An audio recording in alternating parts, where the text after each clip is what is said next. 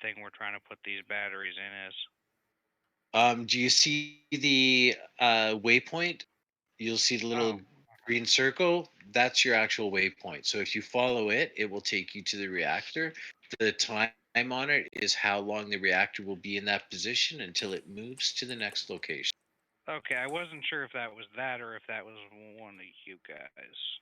No, so you don't know where anybody else is, but we do know that you're going to the reactor now. So be careful. Look, I know. Something to be noted too is the more energy you have, the more you glow. So you kind of become a beacon if you've got a lot of Yeah. Yeah, and how do I do this? positive. Yeah, if you smoked. Yeah, if you hop on, all you have to do is get within proximity and it'll auto charge it. And other players can contest you kind of like a king of the hill sort of thing. So if they get close in too, you won't be able to deposit until they're out. All right, we should be back on air. All right, yeah. Welcome to part 2 of the broadcast, spontaneously because OBS crashed. Not sure what happened with that. Hopefully, it doesn't happen again. But Indeed. yeah, where were we?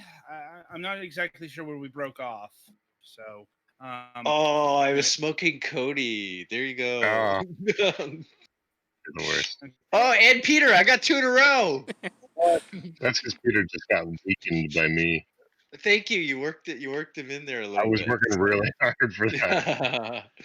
So I think where we were at was we were just talking about title shock and kind of the verticality of this arena shooter. Is that where the stream kicked out?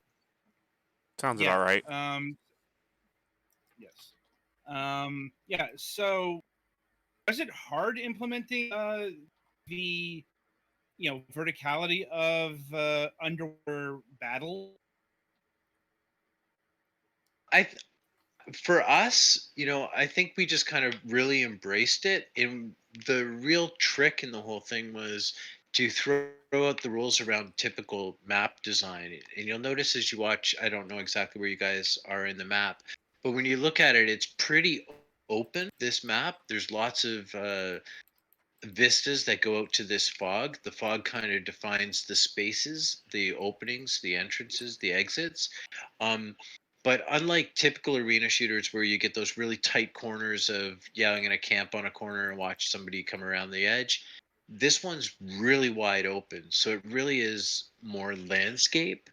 And that gives you enough room to kind of play within the verticality and have a little bit of grace. So you don't have to be super tight to the edge of the map itself, if you know what I mean. So you got a little bit of grace to move up, down, in and out. And then what we did was we have this shield mechanism that lets you pop up this shield in front of you. So Yeah, I did this by accident. yeah, it's the best because unlike like a typical shooter where you're trying to get your cover and you're trying to get the drop on somebody, in this one you're really trying to sort out where your opponents are, and then you can lay your own cover down by using these shields. So you basically are carrying around your own obstacles with you. Also And helps then with the fact that underwater is not known for having, cover except no, for no, and no the way thing you'll note, cover.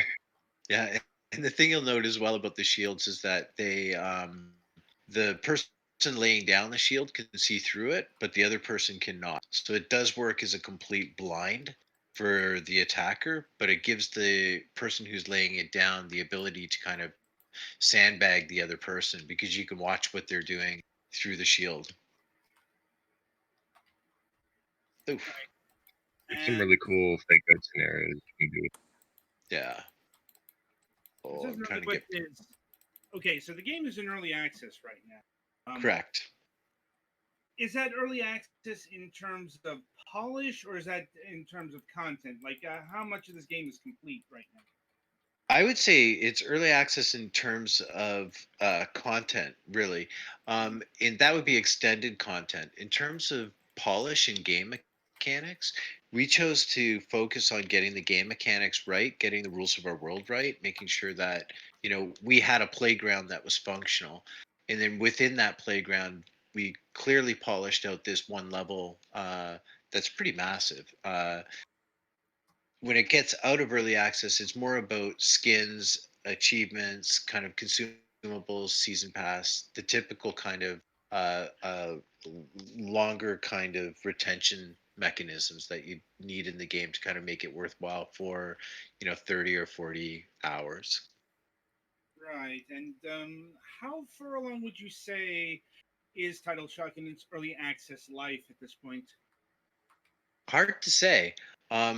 We just launched a few weeks back, so it's not been out too long. For us, it's all about building a bit of momentum and getting that core player base together, so that we can start working on the next pieces for it. We do have a bunch of uh, new updates that'll be coming out over the coming weeks, but it's still fairly new. Hmm. And what's the feedback been like from those who have played the game? Um, that's been kind of the crazy thing for me. Like I just came off of the Debris game, which was this narrative game, and there's a lot of blowback um, on that game from people who didn't kind of appreciate that kind of slow narrative version. So I was half expecting it to be the same with this. We would get a little bit of a mix, but so far it's been overwhelmingly positive. The Steam reviews have been great. We've been covered by press. There's been 5 or 6 articles written on us, and all of them have been extremely positive. It seems everybody just wants more. It's the only criticism is that um, there's not that large player base, and the content is just screaming to have more and more content. So both of those things are what we'll be working on over the coming weeks. See, and what sorts of uh, updates do you have planned? Modes. So right now, this mode that we're in right now is all about charging the reactor. We're working on a few new modes that'll have some different kind of objectives and kind of play mechanics and play dynamics. Um, so those will be coming out over the coming month, and then we're going to be working on some new skins, some new customization, those kind of things over the Right. short term. And as we're shifting a bit, what is the lore of Title Shock? What is the story? Like, who are the people here, and why are they doing the things that they do? You know what? I had a backstory that I was working on with the game, but we put it over to the great people on our Discord channel, and I think we're leaving the lore kind of up to our fans to try to sort it all out. We know where we wanted to go with it, but we're finding that the folks on Discord are a hell of a lot smarter than us. So it's interesting to see where people want it to go, and I think Yeah, it's that's been one of interesting. the most fun things. Yeah, we had ideas where they were kind of pitching up the idea that it was almost like a Lovecraftian kind of Cthulhu-esque thing, where the cube that you get for winning the match is this kind of like omniscient being, and it can kind of it's like the idea of like messing with people's perceptions that way, or the idea of it being like a totally different one was almost like a Hunger Games style kind of dystopian future.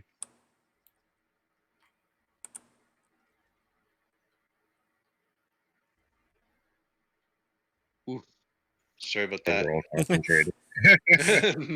Yeah, everything goes I've been quiet. shooting, and I think I hit one person once. Also, Oh, I no. think when I first had the all 50 batteries and I was at the generator, and I think I wasn't actually at the generator, so, Oh no. because I thought I was at the generator, but it was just these column of light things. Oh yeah, you're looking for the big like Oh, yellowy orange ball. yeah. No, I found it on my second life when I only had 2 friggin' batteries. Oh man, It was a little more than 2, but I've been there. Lose half of your energy when you die.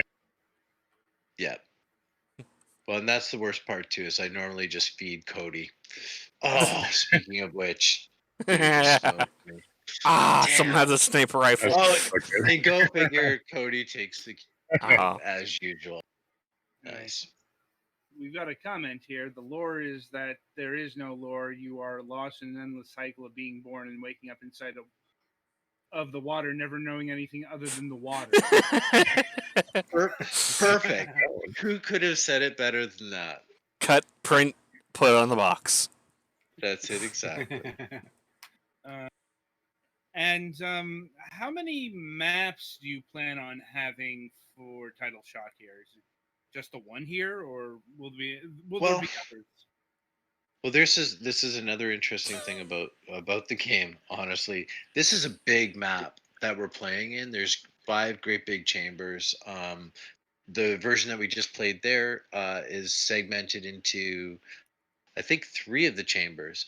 So we have a mix match kind of map system where it opens and closes different areas. So we take those 5 and then combine them into, sometimes you'll play in one area, sometimes you'll play in duos, 2 areas, 3 areas, 4 areas, and so on, up to 5 areas. So it always feels like it's shape shifting. So you have to play each one of the maps slightly different.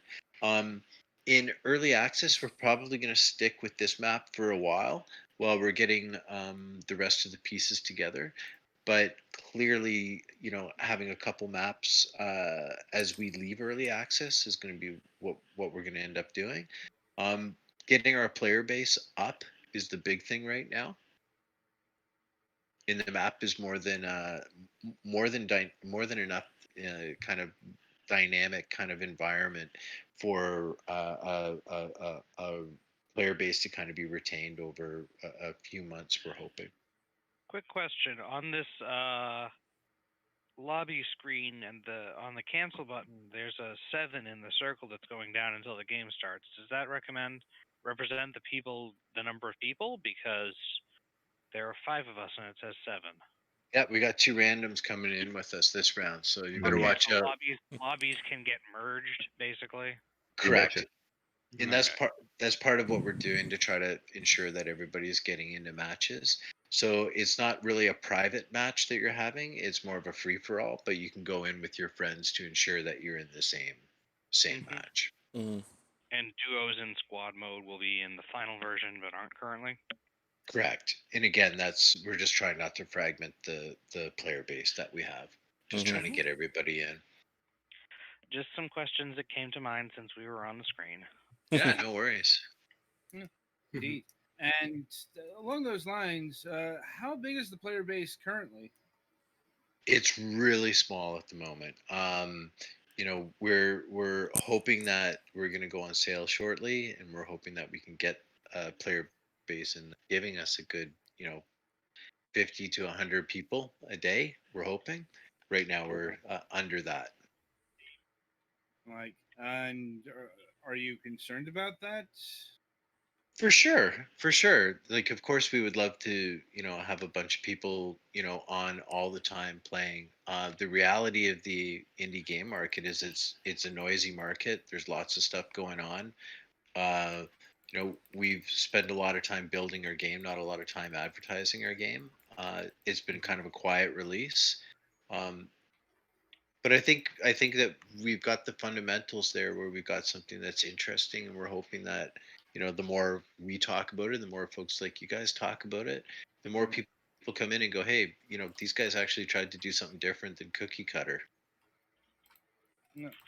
What's been really reassuring is that it's had such a positive response from people. We get a lot of comments where people hop in and they say, they weren't really expecting much, and then they end up getting really.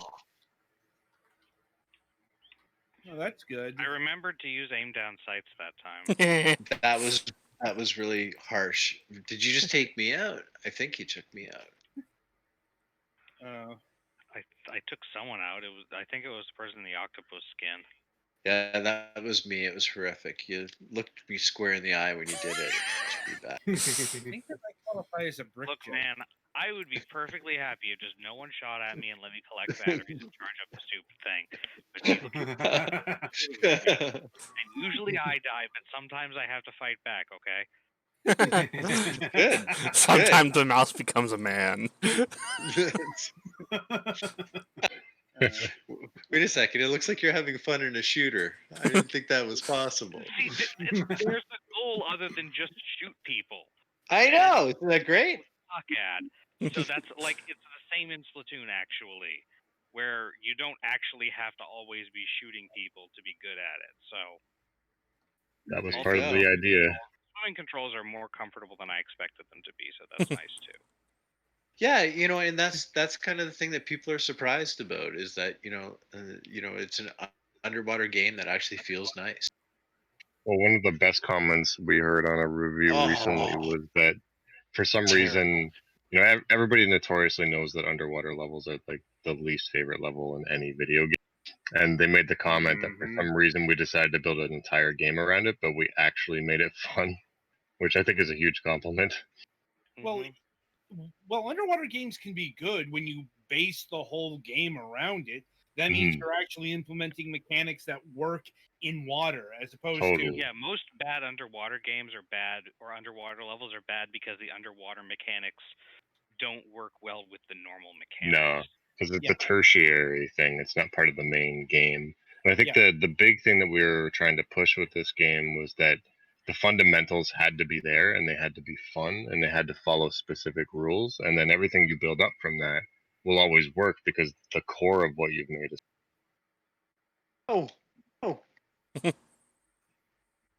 oh, sorry. Oh, how'd you do that? Right on the. Damn. Sometimes I can actually hold my aim steady. Yeah, I think you're. The problem is the aim is too steady. I'm glad no one put money think on you're- this. Oh, man, I think you're sandbagging me. I think you just made that up. Sandbagging.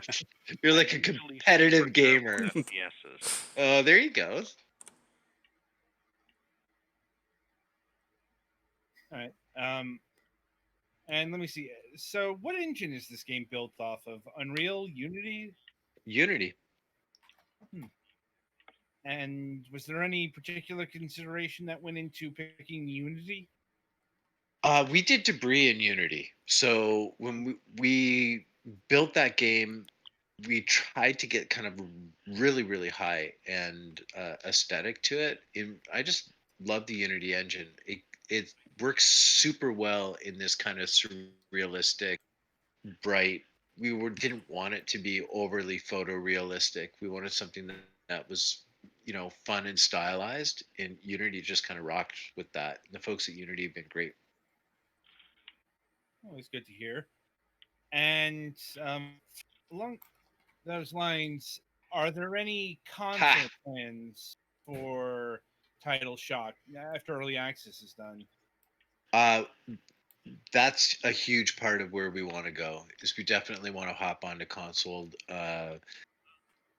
There's a huge market for a game like this. We believe, especially if you're playing with controller right now. You can see that it feels really nice with controller. For us, it's more about just getting enough traction over the coming months to be able to pay for it. True enough. Go figure, right? Yeah, Damn, I had 42 on me right there, and it's all gone. Oh, salty Jake. I got ambushed by Salty Jake. That guy, he just lurks and he comes and takes it every time. Damn. Oh God. Now, in terms of skins, what sorts of ideas do you have for upcoming packs of skins? We have some concepts. We're working on a puffer fish right now. I don't know if I was supposed to be talking about it. But yeah, I am talking about it all. It's out there. Wait a second. Don't tell my boss. Yeah, so we're working on some more skins. For the most part though, we're going to be working on progression systems and game modes. And we're going to let the kind of skins that we've got kind of carry us for a little bit. Yeah, we are. The progression system is going to have because we thought it would be better to have a combination of premium and in-game skins that people can unlock to have that kind of balance. So there will be skin variants that you can unlock via the progression system that anyone can have for the base skins. I see. And let's see. So the game is currently $8 on Steam. is that an early access price, or like is that going to be the price when it reaches 1.0? Do not know at this point. We're debating a bunch of different kind of pricing models on it. For us, the main thing is, you know, we wanted to make the game accessible. So we want to make sure that, whatever price point we're going into or whatever pricing model we use, it's about getting a bunch of players into the game. That's why we put it so reasonably priced. I see. At least we believe it's reasonably priced. What do you think? Like, it could for it's hard to say because of the modern world. Yeah, how much is it currently? Yeah, $8, but it's also free to play might be a consideration. I think I would certainly, me personally, be willing to play $8 to not have to deal with loot boxes for skins or whatever. Yeah. Right. Yeah. And we're kind of looking at it in that kind of Counter-Strike, Overwatch kind of mode where it's more of a competitive arena shooter with, customization that you can do on top of it. But that core game loop, is just kind of in there and ready to go. Mm-hmm. And that's I part will make of it being one suggestion / recommendation, whatever, that some people might want to be a corgi but be a dude, and all of the skins all of the skins seem to be currently be one gender. Yes, they are. So Yeah. that would just be something to consider. No, and noted. And we've heard that a couple times. Yeah, we've heard that before for sure. Something dead or alive beach volleyball tangent. All right. I'm doing so terribly bad right now. Ugh. It's kind of hard to play a game and do an interview at the same time. Oh, you're being very gracious. I would be just Well, as yeah, bad if I sure, wasn't. that's what it as is, Cody, Dan. Cody can attest. I think I'm just now realizing how that bar at the top actually works. So. No, you really have to watch out. Well, no, the crown is how much the person who's the closest, who has the most in, has. Correct. That's the leader. So someone's really close. Mm-hmm. I bet you it's Cody. No, And it's if Peter. it's Peter. So if you check the scoreboard under the window on the in window on the controller, what is it on keyboard? Tab on keyboard. Tab on keyboard. Oh, Oh, Cody! I got damn it. that one. Can you believe that? That was a headshot with a pistol, Dan. Yeah, well, that's how I roll. Oh, Don't kill the corgi. The corgi's a good boy. now you scared me off. You're kind of luring me in there. That duck, that damn duck. Oh, you snuck in behind me. Jeez, who Damn invited it, that guy? He just kind of invited himself. I know he just kind of jumped in. So. So this seems like a good place to wrap things up, and I'll do that by asking my final question. In terms of computer formats, is this game Windows only, or does it support Mac and Linux builds as well? We actually we just did a build last week on Mac. It was running really slow. So, the port is possible for us to get onto Linux and Mac. We don't have any immediate plans to do it though at this point. We're going to focus on just building that kind of PC marketplace, our core kind of group of users, and then from there we'll leverage into the consoles. But there is a path for us to get there. Fair enough. I mean, there's a few paths for such things. It's like, if not you, then there are companies out there who specialize in porting things. Yeah, and because we built it in Unity, it's pretty good at porting. and we kept it pretty confined into Unity. We didn't do anything really special with compute shaders or anything like that could cause us issues. So yeah, it's definitely an option.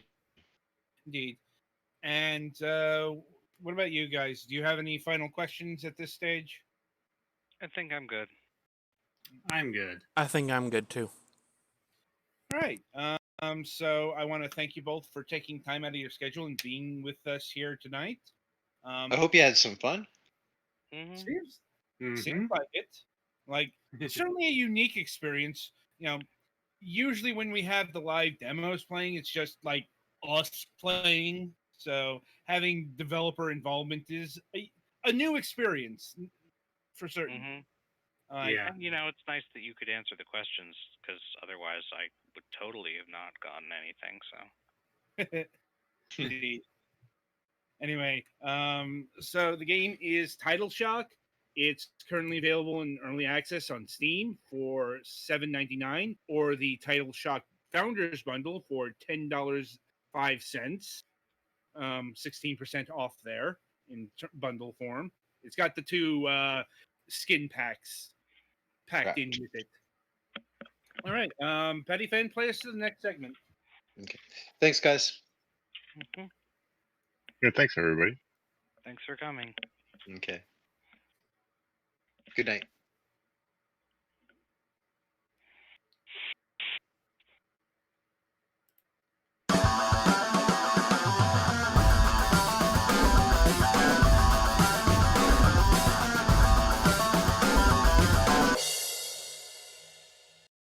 Hi, welcome to the topic of discussion. Coin flip this week, but ultimately we decided we're talking about Unreal Engine 5. Mind you, our talk on this is going to be limited because we're not tech heavy. Like, we can't do the Digital Foundry thing of, what the pixel count of the demo was doing and, all that. But Hmm. this is more, what does Unreal Engine 5 really mean for the industry? Ooh, shiny colors. Yeah, because Mm-hmm. The next gen hype machine is definitely in full effect here.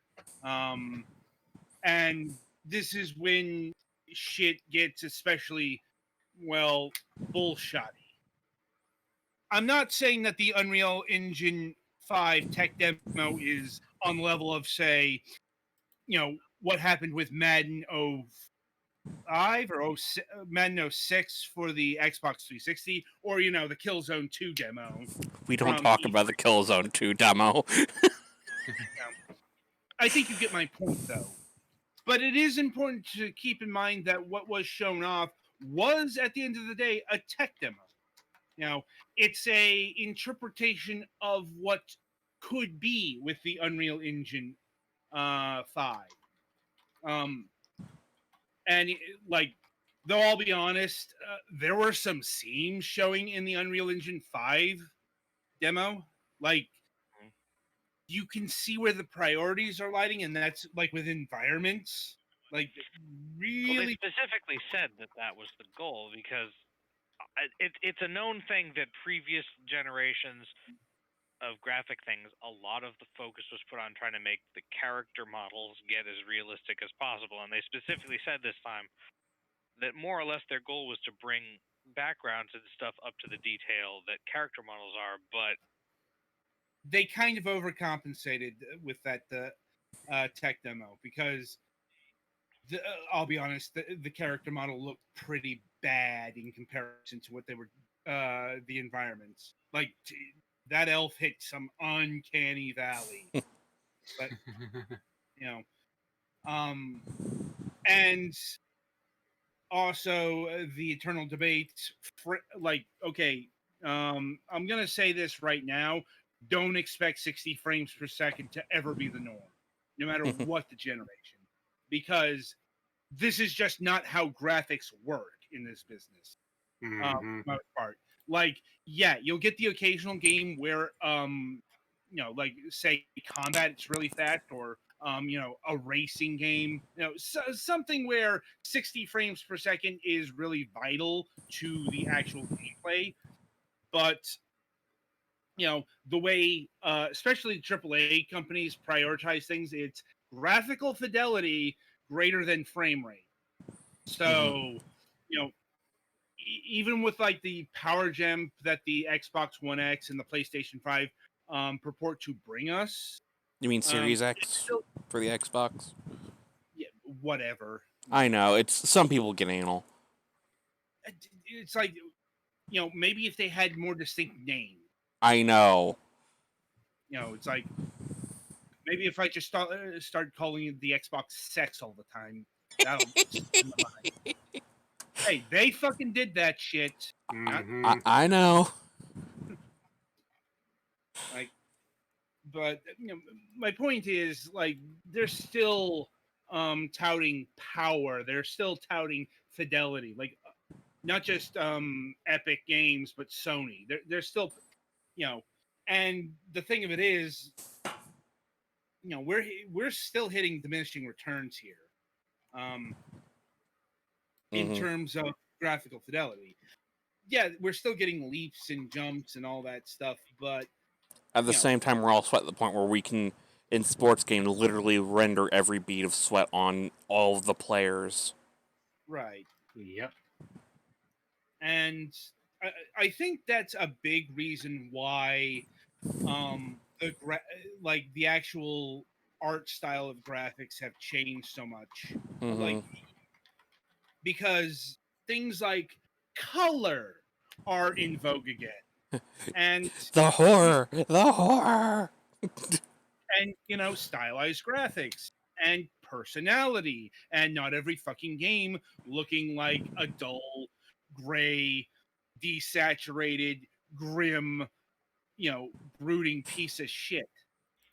I really, really hated Gen 7 aesthetics. Yeah, the mid to late 2000s were not great. No, indeed. Yeah, everything looked good, but it's like it all looked like the same fucking Modern Warfare clone. Or it's like, if it wasn't fucking brown, it was gray, or it was piss filtery. I was about to say there were some oddballs who decided to play with sepia. Did not end well. Not end well. No, like even the bright games, that used color were fairly desaturated. Like, playing through Dragon Age, I can really see it. It's like all the colors are muted, because we can't have any sort of fun. Fun is foreboding. Yeah, but you look at now, and what's the biggest game on the fucking planet? Fortnite. That is a very colorful, very stylized game. And also, I think the reason why Fortnite won in the battle, Fortnite versus PlayerUnknown Battleground. I mean, make no mistake, PlayerUnknown Battlegrounds is still fucking huge. It's still amazingly huge. It's just, dwarfed by a competitor kind of deal. And I really do think it's because PlayerUnknown Battleground doesn't have too much of a visual identity of itself. Yeah.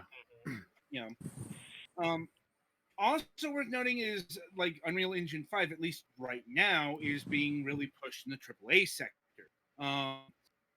Maybe down to the indies, but like, it's still really hitting the 3D engine button very hard.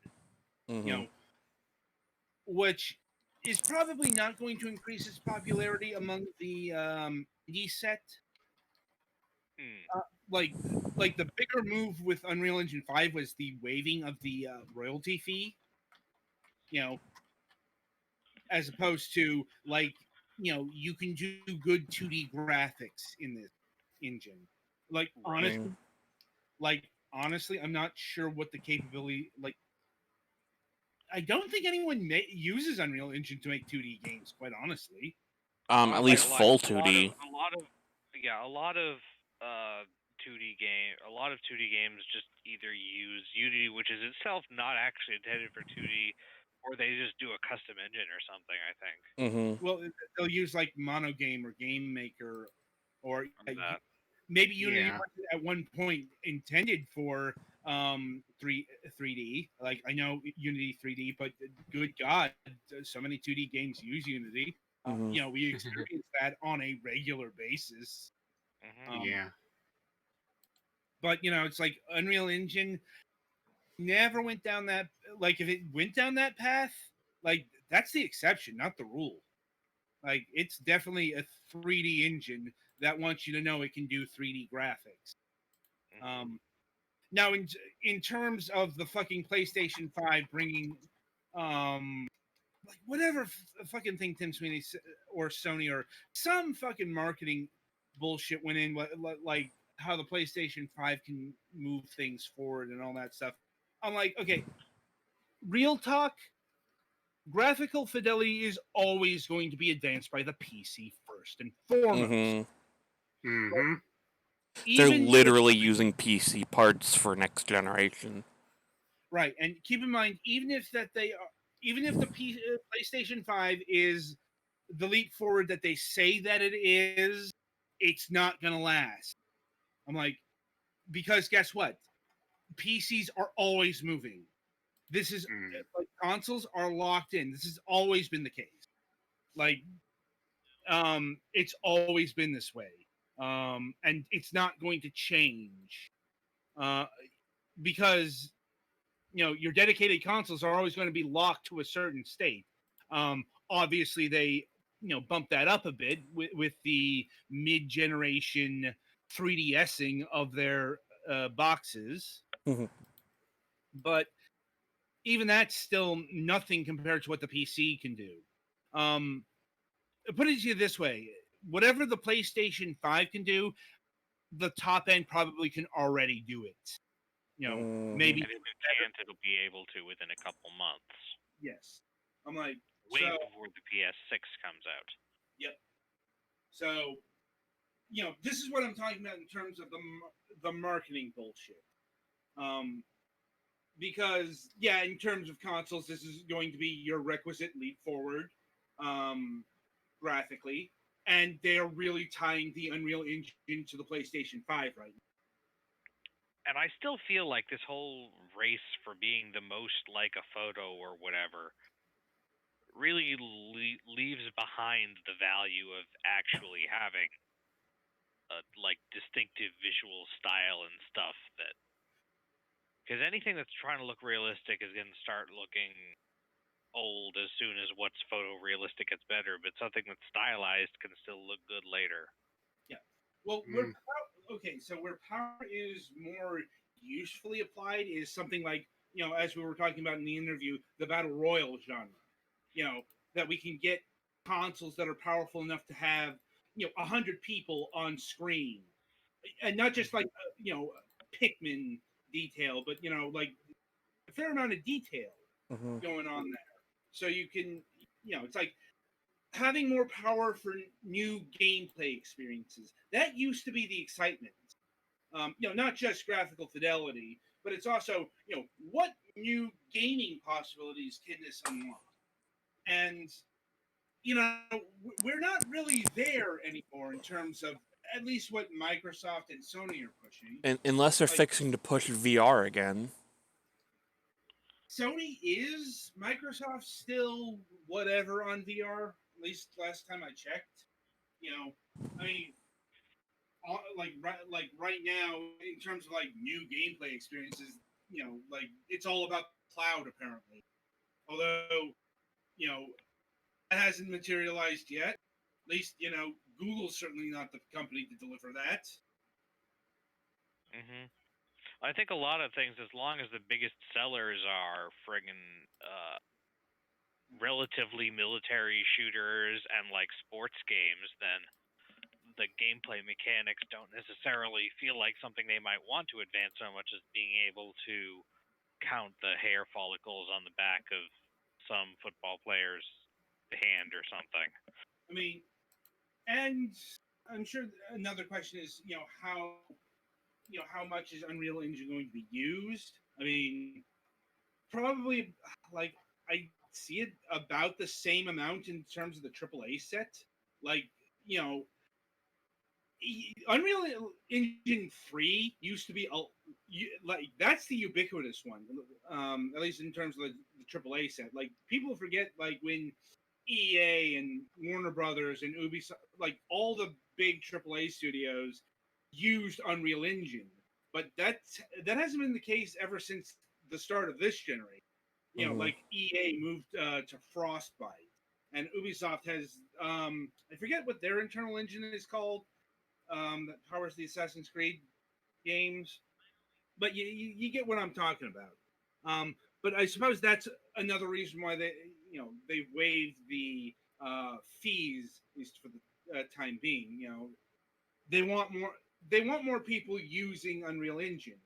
It's just I don't know how much of a counterweight to Unity they'll ever become, simply because Unreal Engine's focus is still 3D assets, and that's a level of effort that a lot of indie teams are just never going to be able to match. Well, Unity was similar. It wasn't until recently that Oh, go ahead. No, I was going to. Plus, it's also focused on Unreal Engine, especially the new one, is focused on certain platforms, whereas Unity has the advantage of trying to be compatible or being able to output to pretty much any platform. Yeah. Well, another interesting thing about Unreal Engine 5 is it's not just going to be a next-gen engine.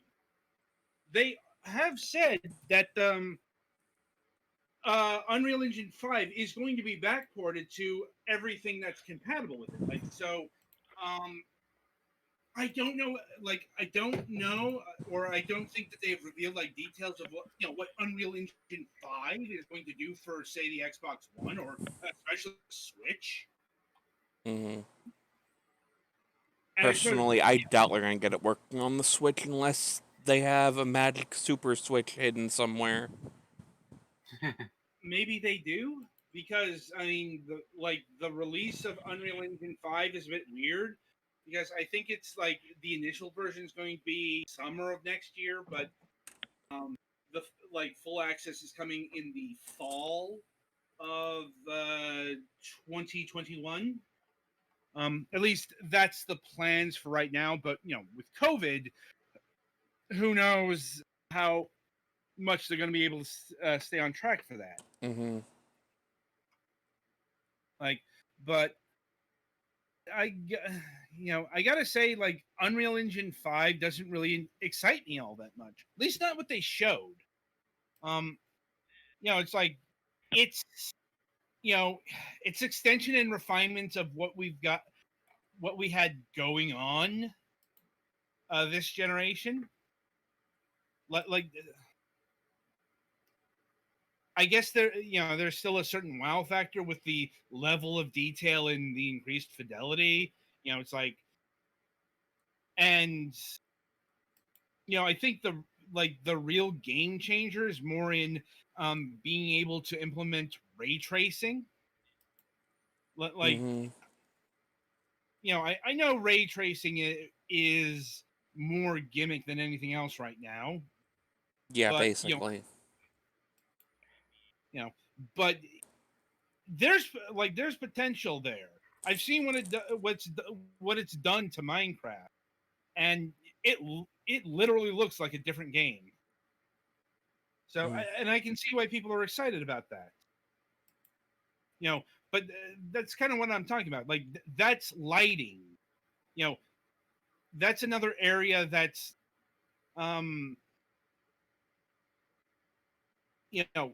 probably like that was another area of emphasis that I do remember from the tech demo.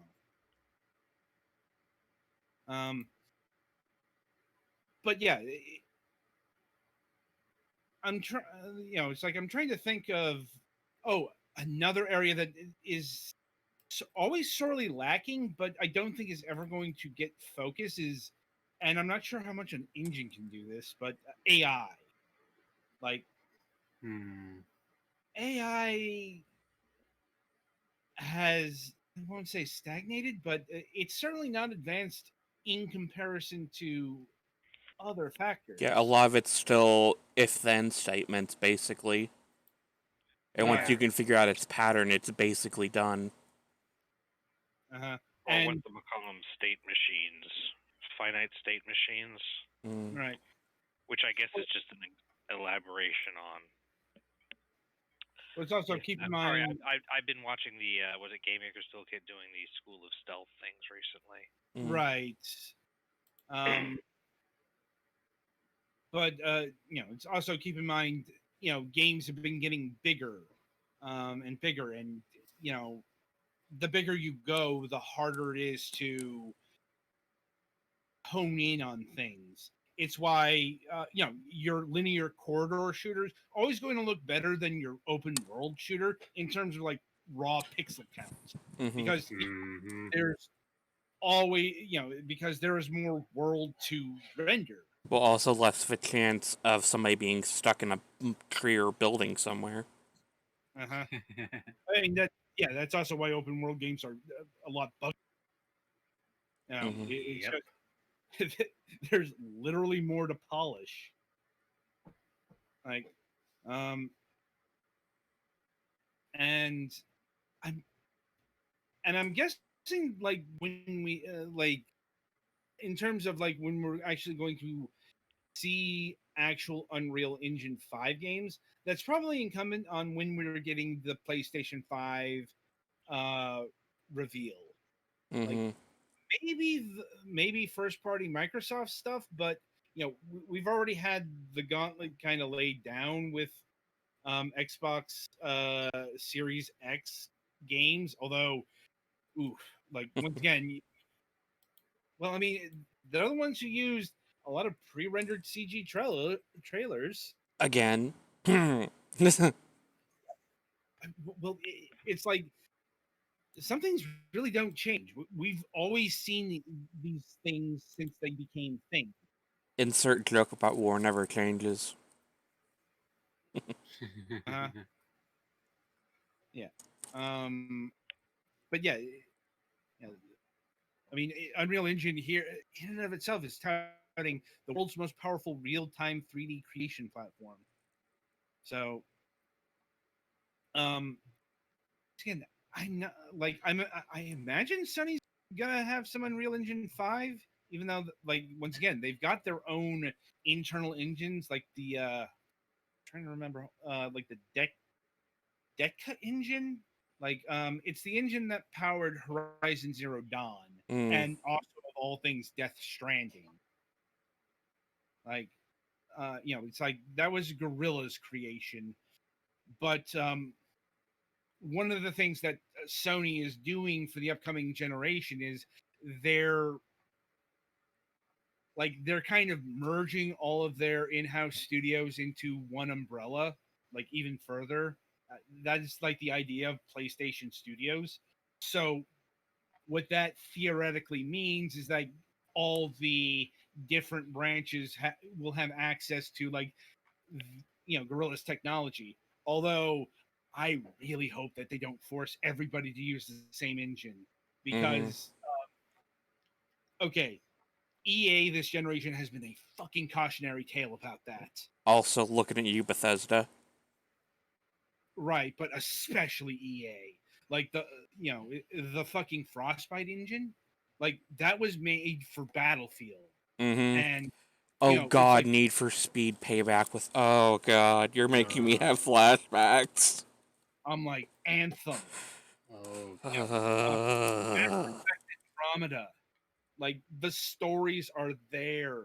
This thing was not made for these different genres. So, if Sony's planning technology sharing like that, they need to, it needs you need to take genres into account because EA did not take genres into account. They just they saw Frostbite like, ooh, that looks shiny and graphically advanced, and sure, why don't we have it be our in-house engine? oh, you mean it's only optimized to make FPSs, and you have to make your own tool sets to like make an RPG? I'm sure nothing bad will happen with that. I'm pretty sure the sarcasm on that one took a physical form. I hope so. Like, but I'm gonna guarantee you that Unreal Engine 5 isn't gonna have these kind of problems because it's an engine that's designed to, for multiple companies who have multiple foci, and not just big companies as well. Independent, an independent game studio is probably more interested in making, say, a puzzle platformer, or like the Turing test comes to mind. Then maybe a very linear FPS game, or some kind of underwater shooting game, huh? Right, but not a good example since that game is using Unity. Yeah. Like, but yeah, just looking at articles for Unreal Engine 5, the hype machine is, it's there. Like, it's like how Epic Games got such amazing Unreal Engine 5 results on next gen. That's just one article. It's like, and I hope people don't wonder why certain people are cynical about these things. I mean, they're already touting Unreal Engine 5 as the, most super special awesome sauce engine that will be in existence. I mean, weren't we promised this with 4 and 3? Probably. I don't think. I know 2 is a jump from 1, but Well, make no mistake, Unreal Engine 3 was a jump. I'm like, and like, keep in mind, like, once again, Unreal Engine 3 was used like everywhere. I think there are still some games coming out that are using it. No, not these days. Like, I think Mighty Number 9, or like The Devil's Third, something like that. Because nothing today supports Unreal Engine 3. That's an engine that's firmly, and that's a reason why that they want the backwards compatibility, because next gen is predicted to be pretty fucking expensive. And it's like, yeah, I'm hearing rumors of PS5 being nearly $600. We don't have pricing details on the Xbox Series X yet either. Fair. Like, but it's like, it's going to be expensive enough where I've been hearing that, like, there are going to be at least no third party,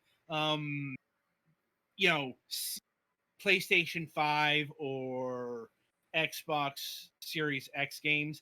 I don't know how true that is. Like, there's always going to be companies that are solely about the cutting edge. Not many.